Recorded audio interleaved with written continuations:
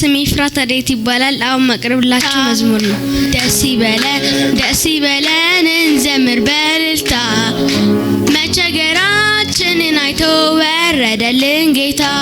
እሰየ ምስራች ጌታ ተወለደ ከሰማይ ሰማያት ለኛ ሲል ወረደ። ደስ ይበለን እንዘምር በእልልታ መቸገራችንን አይቶ ወረደልን ጌታ።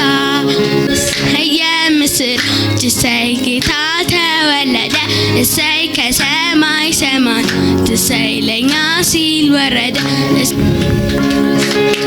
ዮሴፍ ወንድሞች በዮሴፍ ላይ ለምን ቀኑበት?